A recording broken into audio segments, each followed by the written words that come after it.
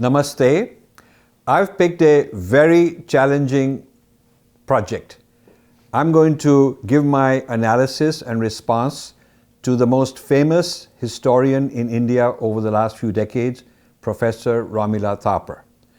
Professor Thapar, I mean no disrespect. I respect you for your work. You work very hard, produced a lot of important outputs. But here I am to give some responses because you have not been available for me to have a live conversation. So this is the best we can do. And you have yourself said that the spirit of intellectual freedom is very important. People should be able to respond in an amicable way. That is exactly what I intend to do. This series I'm calling Decolonizing Romila Thapar. As the series proceeds, you will see why I consider her to be colonized in her methodology. Not colonized necessarily in her personal life or anything, but her idea of history, how it fits into social sciences, how the social sciences are all based on Western theories. The data is Indian, but the theories and the lens is Western. Hence, it's colonized. The first episode, which I'm going to do today, is about her ideas on nationalism, her ideas on nation, country, nationalism, whether India is a nation at all, whether India is a united entity at all of that is the topic of my first episode. To get started, here is a clip about her idea on nationalism. I also see that there are some parts of the world where they have moved beyond the nation. The European Union was one. I mean, when you consider the relationship between France and Germany and how deeply nationalism, even there and here, is tied into territory. I mean, and I think this is partly the result of cartography and the ability to draw maps and boundary lines and so on, and the boundary line becomes absolutely the firm divider. All of this, I think, is something which is part of a historical phase. Professor Thapar is suggesting in this clip that nationalism is sort of going out of style. That's not the case. Whether you look at Brexit, her predictions have been wrong. Whether you look at what's happening in France, in Germany, or Japan, or Korea, or China, everywhere in the world, I mean, you just cannot say that the idea of national identity is going out of style. Nationalism emerges as a concept or an idea in modern times as a response to historical changes. It does not exist in pre-modern societies. I disagree with her that there was no sense of nationalism in pre-modern world, that this is something new Europe created. They created a particular sense of nation, which is a European concept, but other countries, other cultures had their own concept of a collective identity, an identity related to a certain geographical territory which they protect, which they consider their own.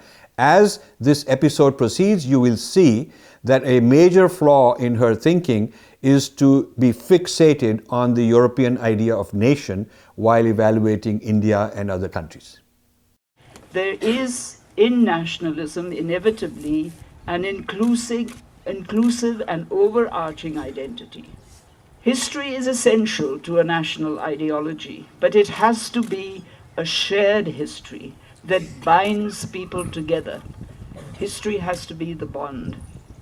It cannot be a history dominated by only one identity, because nationalism does not exist on only one identity. It is all-inclusive.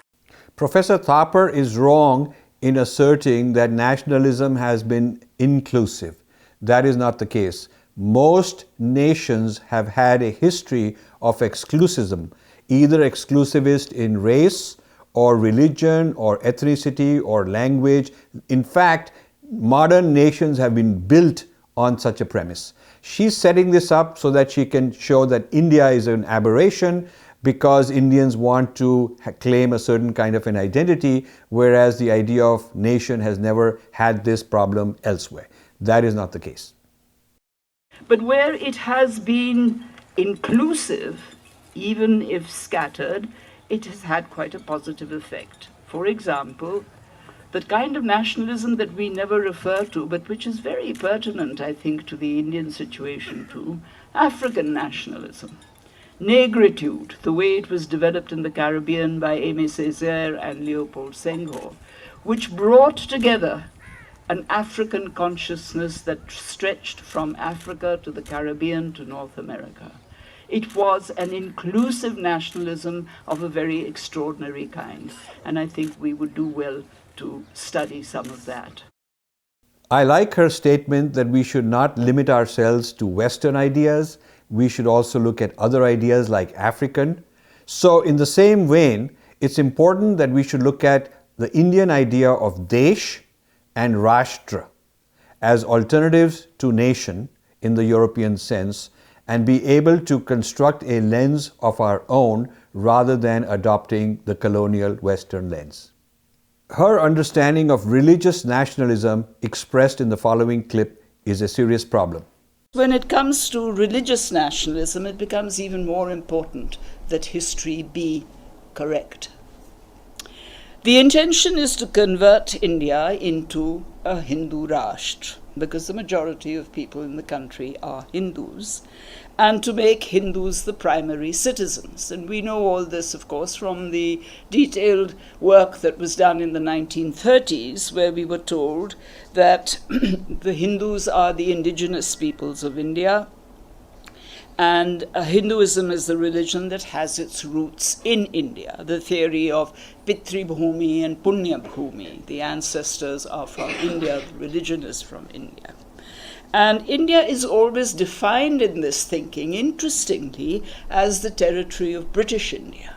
Nobody talks about Jambu Dweepa or Bharatvarsha or Al-Hind. It's always the territory of British India. So Muslims, Christians, Parsis who came from outside the boundaries of British India, whose religion originated outside these boundaries, are ipso facto aliens. They're foreigners. And therefore, they don't have a right to primary citizenship, only those that are born within these boundaries, following the religion that emerged in these boundaries. She claims that Hindus have a problem with foreign-based religions because they are foreign. That is not my understanding. It's not because of their origin, but because of their character that Hindus have a problem. To understand that, you must understand the idea of mutual respect, which exclusivist religions are not able to provide, the way Hinduism is able to provide. You must understand the idea of history centrism versus the open architecture of Hinduism. And you must understand the role being played by foreign nexuses in controlling the ideology of those religions in India. So the issue is not that because it's foreign, therefore there's something wrong with it, but because they cannot offer mutual respect, being exclusivist, because they are not open architectures but history-centric, which boxes them in, and because they are controlled ideologically from foreign nexuses. These are the problems that the Hindu nationalists have, and I would like to correct Professor Thapar's understanding on why we are concerned. In this clip, she wants to blame British colonial times and not something in the pre-colonial era. Watch. In pre-colonial times, there were multiple identities of caste, language, religious sects, and regions. Political ambitions that caused constant wars, kept changing the borders of kingdoms, patterns of caste that differed from the north to the south, from the east to the west, throughout the regions, and gave regions a certain kind of identity. And religious identities, which I would like to argue were not based on monolithic religions, but on religious sects. And the religious sect is something to which we should give much more attention when we talk about the history of religion. In sum, we now recognize that diversity was characteristic of India.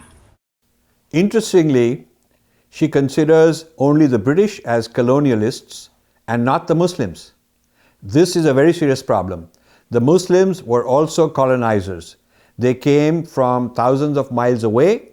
They had no business conquering another civilization in another continent. They brought their ideology, they brought their religion, their language, all sorts of things happened. Maybe good things also happened, but certainly a lot of bad things happened. So I think to exempt the Muslims as colonizers is a bad idea. She says things were flexible in the pre-colonial era, which to her means the Muslim era. They were flexible in some ways, not flexible in other ways. As this series proceeds, you will see what problems happened in the Muslim era which she does not want to address.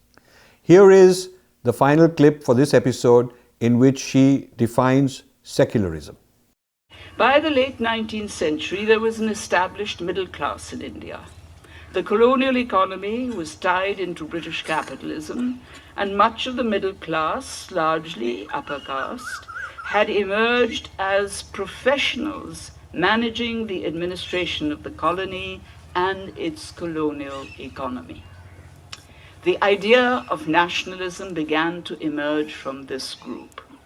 So once again, it is a particular historical situation in modern time that leads to the emergence of nationalist ideas. At first, the nationalists requested greater representation in governance, and then gradually, as we all know, it grew into a mass movement, and the mass movement then finally ended up by saying that they demanded an independent nation, which is, of course, the logical outcome of certain types of nationalism. Anti-colonial nationalism then comes to be established, and it endorses the idea of a nation, saying that such a nation had to be a democracy with a secular egalitarian society. She has picked a Nehruvian Congress idea of secularism, which was itself borrowed from Europe and not even applied in the same consistent manner as Europe defines secularism. We have an idea called Sapeksha Dharma, and that idea is far superior. So she uses a colonized category as her benchmark and problematizes Hindus referred to as nationalists as per that category. Professor Thapar's view of Hinduism is that it's some kind of a colonial-based reaction against Islam. Well, she completely ignores and denies the legitimacy of our own systems like Desh, Rashtra, as contrasted with nation, our own ideas of selfhood, our own ideas of an open architecture, and how we welcome diversity, we welcome pluralism, provided it's not here to subvert our own integrity, and provided somebody in a foreign nexus is not pulling the strings. So her idea of nation is a colonized idea using which she's problematizing Hinduism.